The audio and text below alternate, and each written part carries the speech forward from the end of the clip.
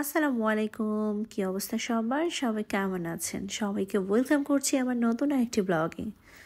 তো আমার রান্নার ভিডিওগুলো আপনাদের কাছে কেমন লাগে অবশ্যই আমাকে কমেন্টস করে জানাবেন। আর যারা কিনা নতুন এই ধরনের ভিডিও পেতে কিন্তু আমার পেজটা ফলো করতে হবে। তো আজকে আমি রান্না করব রুই মাছের ঝোল। তো তার জন্য আমি রুই মাছগুলো ভেজে নিয়েছি, সবগুলো মাছ কিন্তু আমি ভেজে নিয়েছি। তো এখন পেঁয়াজ কুচি, কাঁচামরিচ কুচি ভেজে নিচ্ছি। তার সাথে অ্যাড করে দিলাম মরিচের গুঁড়া, ধনিয়া গুঁড়া, দেন হলুদের গুঁড়া, আদা বাটা, রসুন বাটা, পেঁয়াজ বাটা, জিরা বাটা, এগুলো অ্যাড করে নিয়েছি। এখন একটু সময় ধরে আমি মশলাগুলো কষিয়ে নেব, যতক্ষণ না পর্যন্ত মশলার উপরে তেল ভেসে না উঠবে এতক্ষণ পর্যন্ত কষাতে হবে। কারণ তরকারি কিন্তু মজাই হয় মানে এই মশলাগুলো কষানোর উপরে। সো একটু সময় ধরে কষিয়ে নিলে কিন্তু ভালো হয়। বাই দ্য ওয়ে, আমি কিন্তু আজকে নতুন আলু আর টমেটো দিয়ে রুই মাছের ঝোল করব। তার জন্য আমি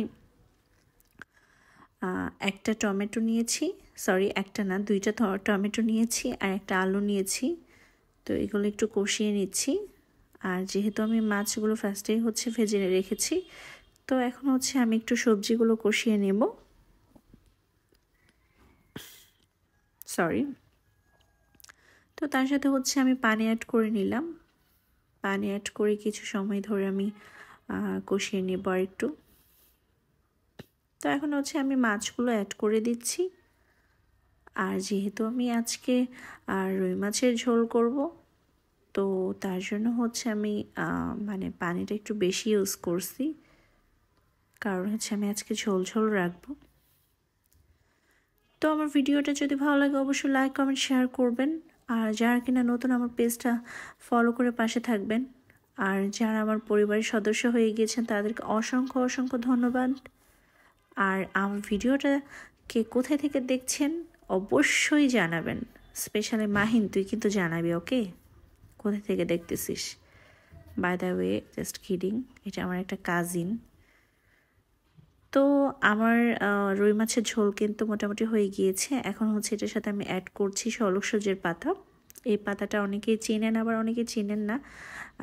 এটা কিন্তু ধনিয়া পাতার মতোই, বাট ধনিয়া পাতা না, এটা শলক সবজির পাতা। এটা অ্যাড করলে কিন্তু তরকারিতে অনেক সুন্দর একটা ফ্লেভার হয়। আর ওই ফ্লেভারটা কিন্তু আমার অনেক ভালো লাগে, দ্যাটস ওয়াই আমি এটা ইউজ করি মাছ রান্না করলে। তো ঠিক আছে, আমার মাছটা কিন্তু হয়ে গিয়েছে, ফাইনাল লুক দেখতেই পাচ্ছেন। আর খেতে কিন্তু দারুণ মজা হয়েছিল। তো সবাই ভালো থাকবেন। আল্লাহ হাফেজ।